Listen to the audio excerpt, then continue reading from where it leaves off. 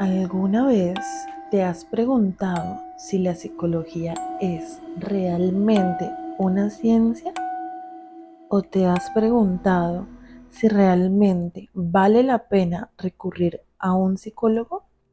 Bueno, prepárate para descubrir la verdad detrás de esta fascinante y hermosa disciplina, porque aquí te voy a explicar las razones por las cuales la psicología sí está catalogada como una ciencia legítima.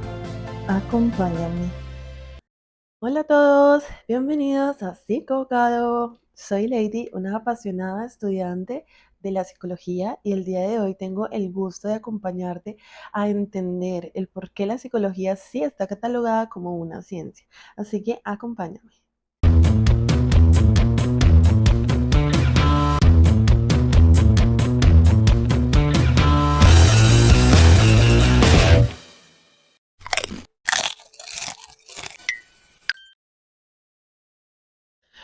Bueno, responder a esta pregunta realmente es un poco complicado, no solamente porque existen bastantes detractores de la disciplina que afirman que esta no es más que una pseudociencia, sino porque la psicología es bastante extensa. Cuenta con muchísimas corrientes que han surgido a lo largo del tiempo, también tiene muchos enfoques que son muy diferentes y a día de hoy tiene muchas áreas de aplicación.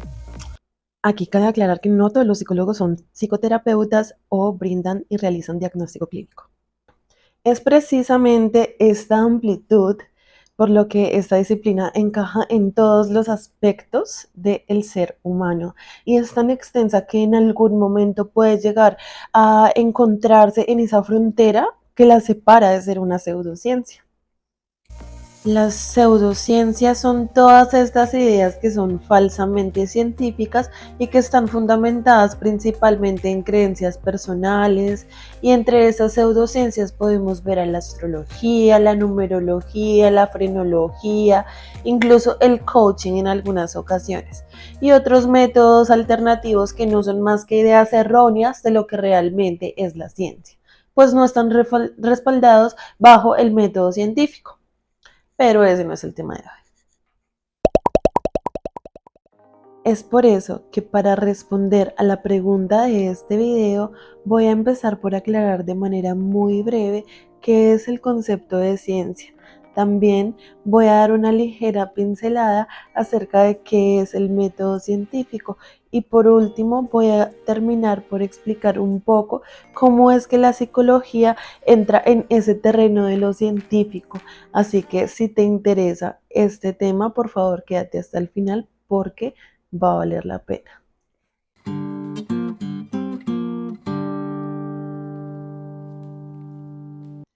Para empezar a recabar en este concepto es muy importante también entender el concepto de epistemología, cuyo significado tiene un origen griego, en donde episteme traduce el conocimiento y logía se refiere a estudio. En este sentido, partimos de que la epistemología entonces es el estudio del conocimiento y es una rama de la filosofía encargada de todos aquellos componentes que buscan la obtención del conocimiento. Entonces, estudia todos los métodos y alcances y limitaciones que existen para poder llegar a un saber determinado. La ciencia es otro de esos conceptos bien complejos, tiene muchísimas definiciones. Esta es una forma de conocer el mundo. La ciencia es un método particular que se caracteriza por ser riguroso, metódico y por el cual adquirimos diferentes conocimientos. Nos respondemos preguntas, conocemos y comprendemos el mundo y gracias a todos estos conocimientos se han podido establecer leyes, teorías e instrumentos con los cuales como seres humanos podemos explicar, entender y transformar el mundo que nos rodea. La Real Academia de la Lengua Española define a la ciencia como ese conjunto de conocimientos obtenidos a través de la observación y el razonamiento sistemáticamente estructurados, y de los cuales se deducen principios y leyes generales con capacidad predictiva y que sean comprobables experimentalmente. Todos estos principios y leyes generales se pueden explicar a través de la aplicación del conocido método científico. Estoy segura de que ya lo habías escuchado antes. El método científico hace referencia a todos estos pasos estratégicos que es necesario seguir para llevar a cabo una investigación de manera bien estructurada.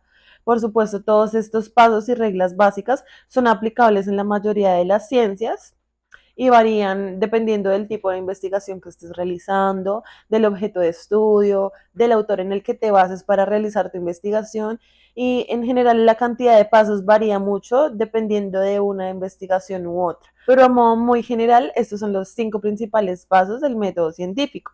Fase de observación, fase de hipótesis, fase de experimentación, fase de confirmación o rechazo de la hipótesis y la fase de las conclusiones.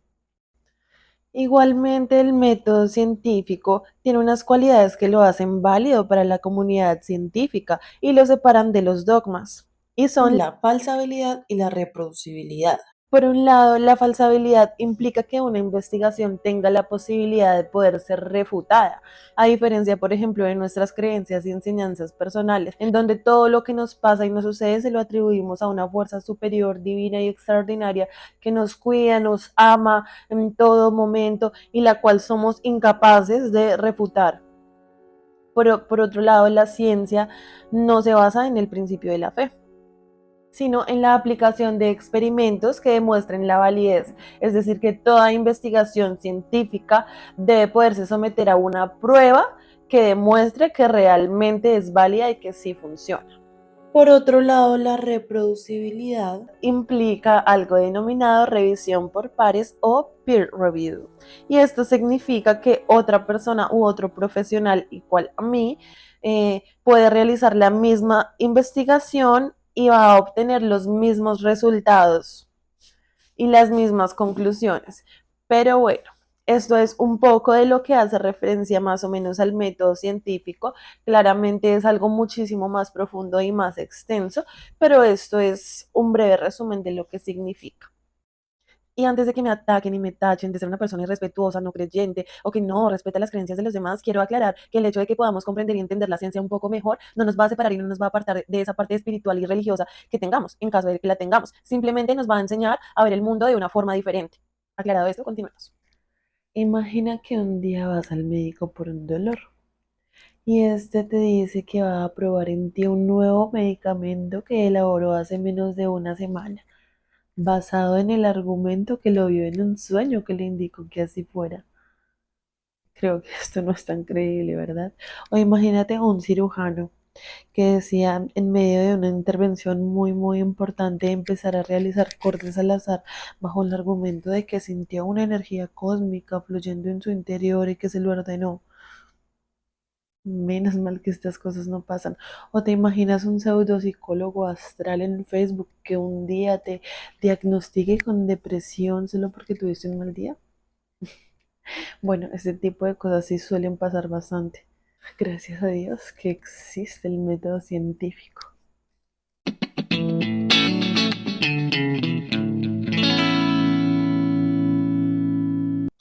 Bueno, pero todos ustedes se preguntarán, bueno, Ley, ¿y qué tiene todo esto que ver con la psicología? Bueno, resulta que en la psicología también se utiliza toda esta misma metodología científica que se utiliza en todas las otras ciencias.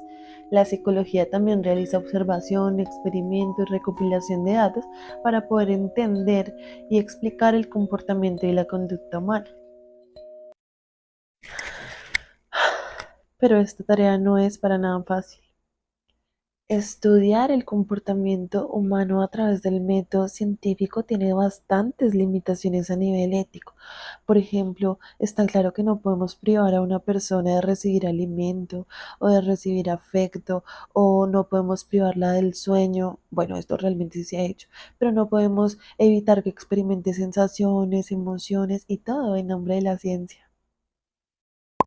También existen procesos mentales que son muy complejos de medir, como la toma de decisiones, la motivación, la percepción, el concepto de belleza, el conocer si una persona está diciendo verdad o está diciendo mentiras. Todas estas categorías tienen una gran complejidad a la hora de medirse, ya que son muy variables y subjetivas. ¿Y qué decir de aquellas emociones como la ira, la tristeza, la felicidad, el amor, el dolor y todos estos conceptos tan complejos y abstractos que guardan una definición diferente cada persona en medida de su entorno cultural, social, político, religioso y también dependen mucho de todas estas experiencias personales y enseñanzas que ha tenido cada ser humano a lo largo de su vida. Y sí, es precisamente esta gran subjetividad lo que la hace ser tan criticada por muchas otras disciplinas científicas, pues es muy común pensar que las ciencias deben brindar respuestas cerradas y objetivas que encasillen todos los fenómenos del comportamiento humano en una sola y única respuesta correcta, cuya pregunta debe ser respondida siempre de la misma forma, tal y como en otras ciencias exactas como la ingeniería, la medicina, la física, la astronomía y un montón de ingenierías. Pero la psicología no es así y eso no la hace menos científica. Hay que recordar que también en otras ciencias se presentan limitaciones al igual que en la psicología, que al tratarse de seres humanos hay cosas que no podemos manipular y que como investigadores debemos esperar a que ciertos fenómenos se presenten de manera espontánea. Al igual que en la astronomía, por ejemplo, que un investigador debe esperar a que un astro se ponga en la posición correcta para poderlo estudiar. Y aunque resulta bastante complejo encasillar todo un espectro de comportamientos humanos y de procesos mentales en una sola ecuación, la psicología sí goza de un muy riguroso proceso, método de evaluación que se ha implementado a lo largo de décadas y décadas y décadas de estudio. Es por eso que hoy en día existen múltiples formas de medir algo tan subjetivo como el concepto y la sensación de felicidad, por ejemplo. Aunque en este caso voy a usar el ejemplo con la tristeza, claro, porque todos quieren usar la felicidad como ejemplo en sus videos. Pero bueno, el caso es que la sensación y el concepto de tristeza van a ser muy diferentes para ti, para mí y para cada persona. Entonces, en medición psicológica es muy posible que se te hagan preguntas como, por ejemplo, ¿cuántas veces has llorado hoy? ¿O cuántas veces has llorado en la semana o en determinado rango de tiempo? O que midas en un nivel de 1 a 10, ¿cuál es tu nivel de tristeza en determinado momento? Bueno, realmente no es así específicamente, pero sí es muy parecido. El caso es que existen métodos muy rigurosos de evaluación basados en estadística y en medición psicométrica que goza de índices de fiabilidad y confiabilidad. Y es justo en este punto en donde también hay que resaltar que hay muchísimos psicólogos que están de acuerdo en que esta disciplina debe apoyarse en ciencias exactas como la matemática, ya que nos basamos en ellas para obtener medidas estadísticas como promedios, frecuencia y la ocurrencia de algún fenómeno, medidas de dispersión para hallar la relación entre algún fenómeno y un comportamiento, para encontrar grados de variación, para cuantificar datos y bueno. La psicología, de hecho, tiene numerosas teorías de psicología basadas en modelos matemáticos. Entre esas podemos ver la teoría epistemológica de Piaget, teorías factoriales de la personalidad, de la comunicación, teorías del aprendizaje y muchísimas otras teorías que, de verdad, si menciono acá, me voy a extender muchísimo y me prometí a mí misma que sería un video corto. Asimismo, también existen otros marcadores biológicos y químicos que nos permiten tener respuestas muchísimo más acertadas, como el registro en los niveles de endorfinas o el cortisol en el cuerpo. También nos respaldamos de conocimientos químicos que nos permiten comprender el funcionamiento de las glándulas endocrinas y cuál es su relación con aspectos como la personalidad, procesos metabólicos que también son muy importantes de conocer para un psicólogo. Incluso también nosotros nos valemos de la física para lograr identificar todos esos fenómenos orgánicos de la naturaleza, como por ejemplo la frecuencia de ondas de sonido y los fotones de luz que ingresan por nuestro sistema nervioso y nos permiten obtener una percepción del mundo, en fin. Hoy en día existen miles y miles de artículos científicos y múltiples experimentos de psicología. También hay muchísimas herramientas de medición y evaluación que se han desarrollado a lo largo del tiempo y que han permitido obtener una comprensión muy, muy enriquecedora acerca de la conducta y el comportamiento y el funcionamiento de la mente humana.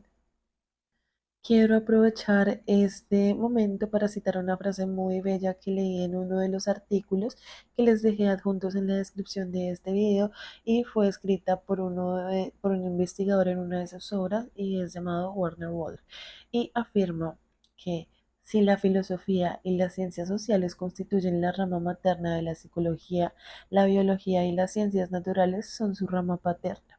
Y pues esta frase me pareció muy bonita porque me hizo sentir como que la psicología es una hijita de las ciencias exactas y las ciencias sociales.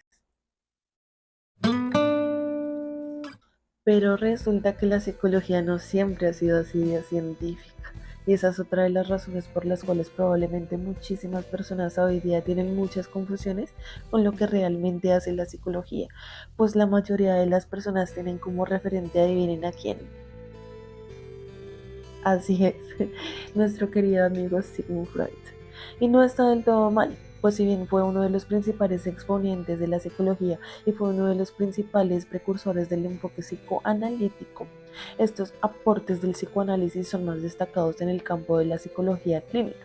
Y a pesar de que son muy importantes, hoy en día existe un muy amplio debate de si el psicoanálisis entra o no en el terreno científico y realmente la balanza se inclina más para que no entra en el campo científico. El caso es que esto también lo voy a discutir en otro video para no confundirnos más.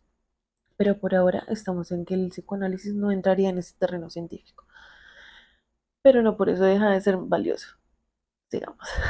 El momento realmente en donde la psicología entra a ser una ciencia es en 1879, en Leipzig, Alemania, en donde un fisiólogo llamado Wilhelm Wundt abre el primer laboratorio experimental de psicología. Entonces esta es la fecha en donde se convierte la psicología como tal en una ciencia experimental. Para comprender un poco más de todos estos aspectos también es necesario conocer un poco de la historia de la psicología, la cual voy a tocar en otro momento.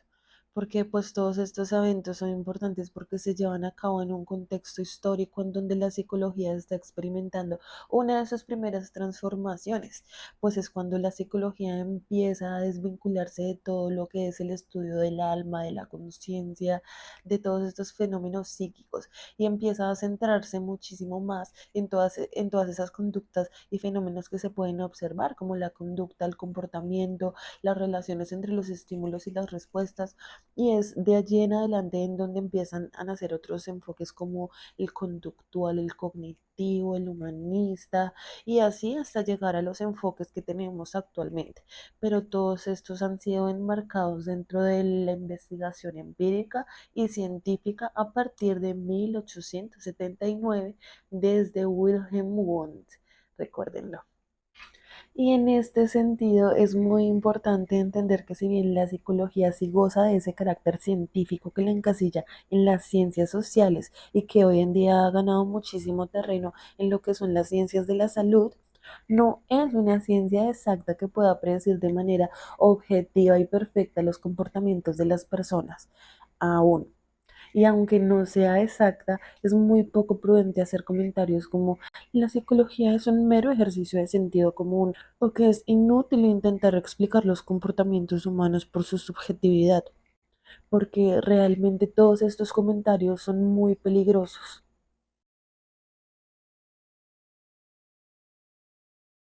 Porque si la psicología deja de ganar prestigio científico, todo el exhaustivo trabajo que realizan miles y miles de psicólogos para buscar contribuir en la salud mental se van a ver opacados por opiniones personales que en la sociedad a veces tienen muchísimo más peso.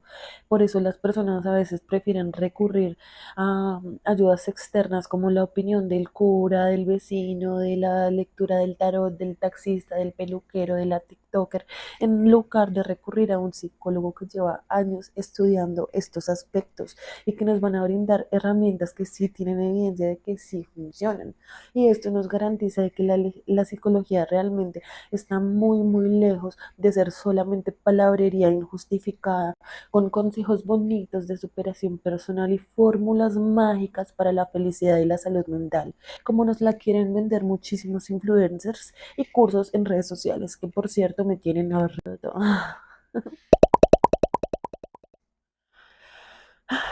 Y bueno, en resumen, la psicología no es una ciencia exacta, pero sí es una ciencia social legítima que se basa en la investigación y la metodología científica para poder lograr comprender todos estos fenómenos de la mente humana y así poder mejorar las condiciones del ser humano. Así que la próxima vez que alguien te cuestione acerca de si la psicología es o no una ciencia, le puedes decir con toda confianza que sí lo es, porque sí lo es.